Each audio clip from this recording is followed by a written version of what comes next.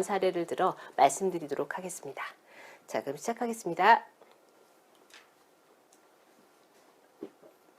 여러분, 환자가 병원에 갔을 때 가장 큰 불만이 무엇일까요? 네, 대기입니다.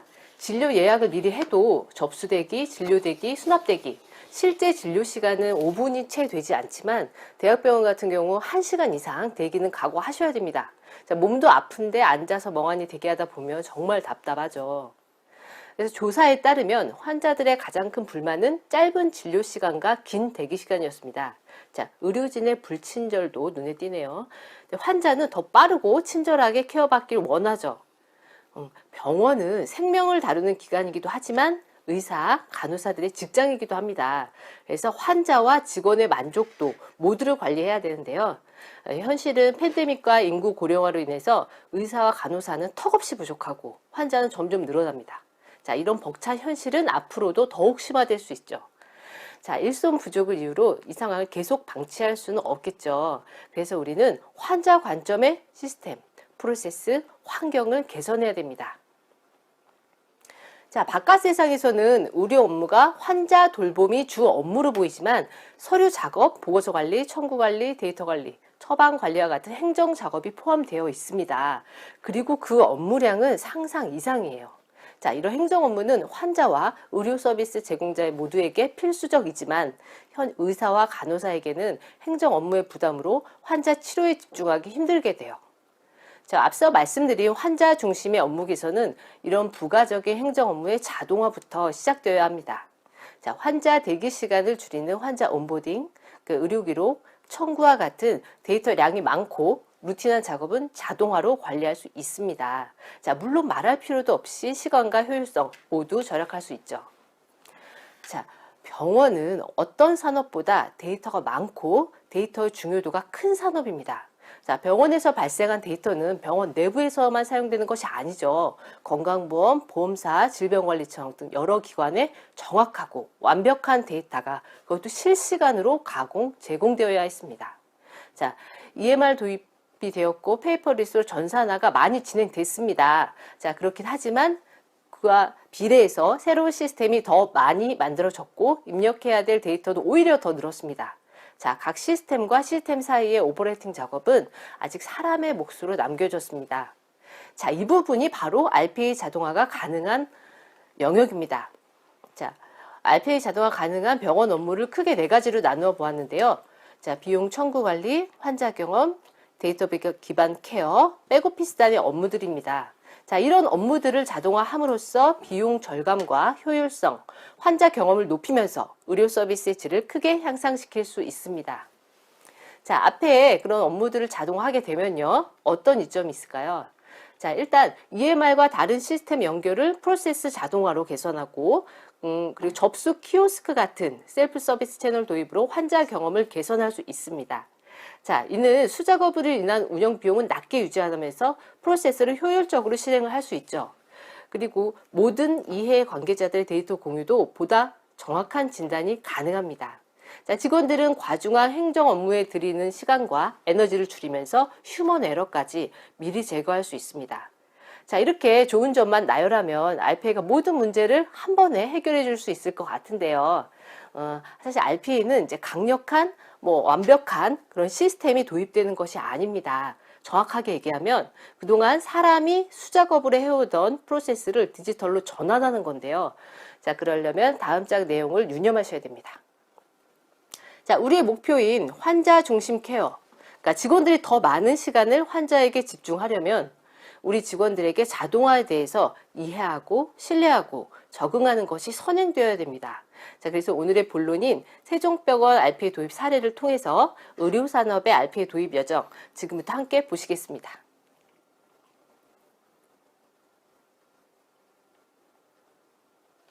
자, 먼저 저희가 소개해드릴 세종병원은 1982년 심장 전문병원인 회원의료재단으로 시작해서 현재 보건복지부 지적 유일한 심장병원으로 각종 병원 평가에서 꾸준히 최상위 랭크를 기록하고 있는 종합병원입니다. 자, 세종병원은 2020년에 비전 2030을 발표하면서 디지털 전환을 선포했는데요. 자, 비전 2030은 디지털 전환을 통해서 미래 의료를 선도하는 병원 그룹이라는 비전을 만들었고요. 자, 이 비전 달성을 위해서 스마트 프로젝트라고 불리는 추진 전략을 세웠습니다. 자, 스마트 프로젝트는 최고의 인재들이 최고의 IT 시스템을 기반으로 최고의 의료 서비스와 고객 경험을 제공한다는 목표라는 디지털 전환 추진 전략인데요. 세종병원이 디지털 전환을 위해 선택한 것이 바로 RPA였습니다. 근데 세종병원은 좀 특이하게 시작했습니다. 디지털 전환의 핵심을 기업 문화의 변화라고 보고 기업 문화의 변화의 도구로서 RPA를 바라봤습니다. 자, RPA로 ROI를 달성했다. RPA 자동화가 목적이 아닌 수단이 된 거예요. 아까 말씀드렸듯이 RPA는 완성된 시스템이 들어오는 것이 아니라 기존의 직원이 하던 업무를 디지털로 자동화하는 거잖아요. 그래서 전환의 주체는 당연히 직원이 돼야 되고 디지털 방식으로 사고를 전환하고 업무 프로세스의 자가 진단 및 개선, 롤베이스의 업무 자동화의 기반 형성, 그러니까 이것들을 완수하려면 현업주도 자동화 모델이 적합하다고 판단을 하셨습니다. 자, 하지만 서두르지 않으셨습니다. 자, 기업 문화는 하루아침에 바뀔 수 있는 것도 아니고 서둘러서 되는 것도 아니라는 것을 아주 잘 알고 계셨습니다. 그래서 1단계는 COE 그룹 양성, 자, 2단계는 시민개발자 그룹 양성, 3단계는 현업주도 RPA 자동화 개발이라는 3년에 걸친 중장기 전략을 세웠습니다. 자, 기존의 대다수 기업들의 RPA 도입 방식과는 완전히 다른 접근 방식이었습니다. 그러니까 초기에 많은 기업들이 RPA를 솔루션, 프로젝트성으로 도입을 하였고 이제서야 확산 내재화를 위한 시민개발자 교육을 시도하고 있는데 세종병원은 과감하게 외부 업체에 의한 프로젝트를 생략하고 처음부터 현업주도 방식으로 COE 그룹 교육부터 시작했습니다. 자, 현업주도 자동화의 성공을 위해서는 해당 도메인, 현업 업무 담당자의 참여가 절대적입니다. 자, 기술과 문화의 이식, 확산을 위한 사내 전문가 그룹, RPA COE 양성이 꼭 필요했죠. 그래서 첫 번째, COE 조직을 구성했습니다. 자, 온 마을이 힘을 합쳐 아이를 키워내듯이 로봇 하나를 키워내기 위해서 전 부서가 힘을 합쳤습니다. 각각 전문 부서에서 역할을 정해서 COE 조직을 구성했고요. COE 조직을 친근한 COE 크루로 이름을 짓고 사내 공모를 통해 지원자를 선발을 했습니다. 10명의 COE 크루가 선발이 되었고요. 임상 현장에서 오랜 경력을 쌓고 현장 모니터링과 어드바이스 관리를 하는 관리부서, 그리고 참신한 아이디어를 가진 현장 간호사, IT 전문가, 재무, 총무, 인사, 기획에서 업무의 디지털 전환에 관심 있는 사람들이 모였습니다. 자, RPA라는 프로젝트에 대해 분명한 미션, 비전, 전략을 가지고 운영되는 목표 지향적인 팀을 구성을 했죠. 그리고 정확히 한 달 반의 시간 동안 RPA 크루 10분이 코카소프트의 RPA 집중 교육을 받았습니다. 자, 교육은 총 23회차로 매일 반나절에 하려는 강도 높은 교육이었습니다. 자, 업무의 공백이 발생할 수밖에 없었지만 소속 부서의 사전 양해와 디지털 전환에 대한 공감대가 형성되어 있었기 때문에 어렵지만 끝까지 교육을 마칠 수 있었습니다. 자, 지금부터 제가 보여드리는 자료는 거의 1회 가감도 없이 세종병원 COE 크루 직원분들이 직접 만든 발표 자료와 로봇입니다. 함께 보실까요? 아까 교육 45일 후에 COE 크루 10명이 직접 만든 로봇을 발표한 자리를 가졌는데요. 첫 번째는 감염관리팀 크루가 만든 RPA 로봇입니다. 그 짧은 시간 한 달 반 만에 3개나 만드셨어요. 그러니까 팬데믹 시기에 병원 관리팀은 그야말로 업무가 대폭 증가할 수밖에 없었습니다. 자, 질병관리청에서 요구하는 감염 감시 데이터 보고하는 것도 만만치 않은 일이었어요. 이건 그분이 처음에 발표 자료를 작성하신 배경인데요. RPA 로봇이 우리 업무에 어떤 도움을 줄 수 있는지 경영진, 외부 업체 목소리가 아닌 실제 RPA를 경험하고 업무를 분석한 현장 직원의 목소리라 더욱 공감대를 형성할 수 있었습니다. 자, 첫 번째 업무 분석 작업에 들어갔습니다. 자, 업무 분석은 본인이 업무를 관행적으로 하고 있지 않은지 프로세스를 자가 진단할 수 있는 기회이자 계기가 됩니다.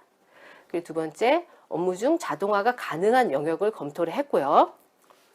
자동화 적용을 위해 기준 데이터도 정리를 했습니다. 자, 보시면 자동화를 진행하면서 우리가 하는 업무의 데이터, 프로세스 개선이 함께 이루어지는 것을 보실 수 있고요. 그리고 PDD, PDD 업무 개요도 직접 작성을 하면서 자동화 전환의 실제적 효과도 스스로 인식을 하시게 됩니다. 자, 보통 저희 같은 RPA 전문 업체가 프로젝트를 위해 투입되면 PDD 작성은 저희 프로젝트 팀의 몫이 되는데요. 자, 이런 것도 as is to be 프로세스도 담당자께서 직접 작성을 해주셨어요. PDD 작성에도 한마디 드리자면 보통 프로세스 개발을 위해서 PDD를 작성을 하는데요. 저희 같은 외부 직원들은 업무 담당자가 아니라서 각종 예외사항을 파악하기 어렵습니다. 그래서 몇 차례, 수차례 인터뷰를 반복하고는 하는데 하지만 우리 현업 담당자들은 모든 것을 알고 있죠. 그래서 그들이 직접 작성한 PDD는 업무 담당자들이 노하우가 녹아들어서 완벽에 가까워집니다. 우리가 수차례 인터뷰하는 그런 로스된 시간을 줄일 수 있습니다. 자, 다음은 수술 간호팀 크루의 로봇입니다. 수술실에 현직 간호사 분이 2개의 로봇을 직접 만드셨습니다. 자, 보통 IT 교육을 받은 사무직도 스튜디오 X 시민 개발자용 툴로도 개발을 어려워하십니다. 근데 개발자용 스튜디오로 개발을 2개나 했다고? 진짜 놀라운 얘기인데 제가 아무리 얘기를 해도 안 믿는 분들이 많으셨습니다만 그 일이 실제로 일어났습니다. 업무를 좀 보시면 수술 간호팀은 수술에 참여하는 어시스턴트로 구성된 부서입니다. 자, 이 어시스턴트별로 수술 입퇴실 시간을 정확히 기록해 놓은 타임 노트를 작성을 하는데요. 이 타임 노트는 부서와 병원 통계 자료로 활용되기도 하고 수당 지급을 위한 결제 보고용으로 사용되고 있다고 합니다. 자, 보시면 매달 1회 한 명의 담당자가 하는 작업입니다. 자, 보시는 바와 같이 절감 시간이 많지가 않습니다. 이런 업무는 ROI로만 산정을 하면 자동화 전환 과정에서 바로 탈락하겠죠. 자, 하지만 담당자는 정말 간절히 자동화되었으면 하는 일일 겁니다. 자, 현업주도 자동화가 정착이 된다면 이런 절감 시간이 작은 업무들도 로봇으로 다시 태어날 수 있겠죠. 다음 RPA 자동화 이전, 이후로 어떤 장점이 있는지 적어주셨고요. 병원 업무의 형태가 페이퍼리스 형태로 변하면서 구글 스프레드시트의 활용도가 높아진 상황에서 로봇의 활용 가능성은 더욱 높아질 거라고 말씀해 주셨습니다. 다음은 그 간호사분이 2번째로 만들어진 로봇인데요. 동영상 넘어가겠습니다. 병동 환자 파악 노트 자동 연동 봇입니다. 병원은 3교대로 근무를 합니다. 자, 교대 전후로 담당자들이 인계 시트 작성에 1시간이나 할애해야 됩니다. 교대 때마다 다음 교대 간호사님께 환자 정보를 인계를 하는 거죠. 자, 간호사의 업무는 환자의 건강과 생명에 직결이 됩니다. 자, 데이터 작성에 할애하던 귀중한 1시간을 환자에 더 충실할 수 있는 정말 귀중한 로봇이라고 할 수 있습니다. 자, 이 간호사 크루는 RPA로 직접 개발을 진행하면서 임상 업무에 적용한 아이디어를 정말 많이 내주셨는데요. 그 세종병원에서 사용하는 EMR 프로그램 아우누리와 RPA 로봇 간의 약간 이슈, 그리고 한글 데이터 입력 오류 등 시스템적 이슈를 직접 확인하셨고 이를 해칭하기 위해서 어떤 작업이 선행되어야 하는지 파악하게 돼서 정말 귀중한 경험 자산을 얻게 되었습니다. 다음은 QI팀의 로봇입니다. 자, QI팀은 규정 이행 데이터를 모니터링하는 부서의 업무인데요. 주로 데이터를 다루는 팀입니다. 담당자는 산더미 같은 데이터를 어떻게 감당해야 될지 정말 짓누르고 계셨다고 하시는데요. 이때 광명처럼 나타난 게 RPA 로봇이었고 무슨 일이 있어도 RPA로 적용시키겠다는 의지로 불타오르시고 계셨습니다. 자, 업무 개요를 한번 보실까요? 분기별로 분기에 한 번 하는 일이지만 보시는 바와 같이 118개의 규정, 118회 반복 작업을 해야 하는 작업입니다. 정말 불타오를만 하시죠. 업무를 자세히 보시면 구글 시트 데이터 다운, 가공, 그리고 BI 시스템에 업로드하는 작업이라서 데이터를 잘 다루시는 분이라면 무리 없이 작업을 수행할 수 있지만 118회 반복이라면 이야기가 다르겠죠. 자, 이런 업무가 바로 로봇이 가장 잘하는 일입니다. 담당자는 처음부터 끝까지 엔드투엔드 전 프로세스를 자동화하는 데 성공을 했고 반복 작업에서 벗어날 수 있었습니다. 그래서 이 프로세스를 이름도 지어주셨어요. 문서를 다운받아 정리해서 통계 업무를 하는 로봇이라고 다정하게 통아리라는 멋진 이름도 붙여주셨습니다. 다정하게 통아리의 스타트 버튼만 눌러도 이제 우리는 완성화된 이렇게 시각화된 자료를 확인만 하시면 되죠. 다정하게 통화 리봇은 규정 이행 모니터링 과제 외에도 환자 안전 문화 설문 결과를 분석하는 데 응용돼서 확대 적용할 수 있었습니다. 다정하게 통화리는 앞으로 QA팀뿐만 아니라 각 부서에서 진행하는 설문조사 결과 분석, 시각화 작업에 활용될 예정입니다. 자, 이 로봇에 관심 있는 분은 문의 달라고 친절하게 연락처까지 적어주셨어요. 저 RPA 정말 강력한 장점인 기개발한 로봇의 응용, 확대까지 멋지게 해주셨습니다. 자, 마지막으로 QI팀 크루의 소회를 담은 마지막 장표입니다. 자, 처음에 과연 할 수 있을까? 어렵다, 피곤하다, 어쩌나, 두렵다 였지만 지금은 RPA 감 잡으셨다고 합니다. 자, 이렇게 COE분 크루분의 로봇 발표회를 마치고 할리라는 세종병원 로봇의 이름을 발표하면서 로봇 발표회가 마무리되었습니다. 자, 세종병원의 성과를 한번 보시겠습니다. 그러니까 세종병원은 RPA를 디지털 전환, 인식 전환의 도구로 보고 RPA는 ROI를 일체 고려하지 않고 교육에만 집중을 했지만 17가지의 과제를 자동화해서 연 1000시간의 업무 시간을 절감을 했습니다. 자, 저희 같은 전문 업체가 개발했다면 1억 정도의 개발비가 들었을 거예요. 게다가 사내 전문가 10명 양성이라는 내재화까지 성공하셨습니다. 직원의 디지털 인식 변화를 목표로 했지만 비용 절감, 업무 효율성까지 3마리 토끼를 다 잡았습니다. 자, 세종병원의 성공 요인이 무엇일까요? RPA 내재화 성공하셨죠. 자, 먼저 도입한 많은 기업들의 수건인데요. 자, 먼저 내재화에 실패할 수 있는 요인들을 한번 돌아봤습니다. 자, 첫 번째, RPA를 도입하면 돈이 듭니다. 자, 솔루션도 사야 되고 외부에 개발을 맡겨 개발, 운영비 정말 만만치 않은 돈이 듭니다. 투자 비용을 생각하지 않을 수 없기 때문에 ROI에 치중을 하게 되죠. 자, 처음에 전 직원에게 자동화 업무를 제출해 라고 한 후 절감 시간 순으로 자동화 과제를 이제 선정을 합니다. 그러니까 절감 시간이 낮은 업무들은 소외되고 직원들의 관심도도 같이 낮아지게 됐어요. 그리고 두 번째는 전담 조직의 부재였습니다. 자, 보통의 회사들이 RPA 전임 담당자 한 명이 커버하는 경우가 많습니다. 자, 담당자는 개발, 운영하기도 벅차고 일은 점점 늘어나고 시스템 관리하라, 현업에 컴플레인 받으랴, 그리고 확산 정책 내놓으라고 하지 정말 몸이 2개라도 모자랍니다. 그래서 이 혼자인 담당자가 점차 소극적으로 변하기 때문에 이렇게 내재화 확산이 안 되는 이유라고 생각이 되고요. 자, 세 번째는 IT 주도의 탑다운 위주 접근입니다. 자, RPA 도입 초기에는 아까 말씀해 주신 대로 IT팀에서 RPA 도입을 주도를 했습니다. 근데 지금은 DT팀, 변화관리팀, 인사팀 등으로 주관 부서가 바뀌는 추세입니다. 그리고 윗선에서 추진하는 탑다운 방식만으로는 전사적 공감대 형성이 어렵습니다.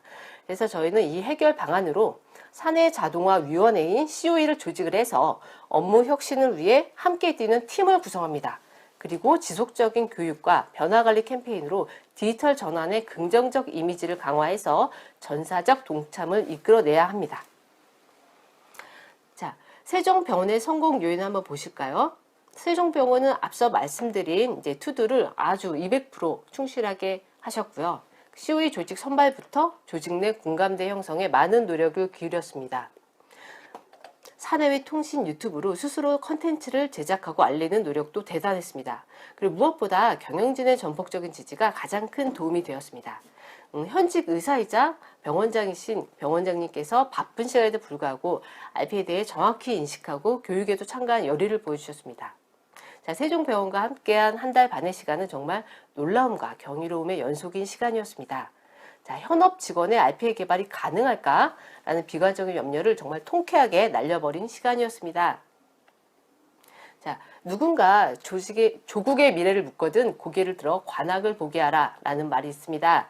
저는 이렇게 말하고 싶습니다. 자, 누군가 RPA의 미래를 묻거든 고개를 들어 세종을 보게 하라.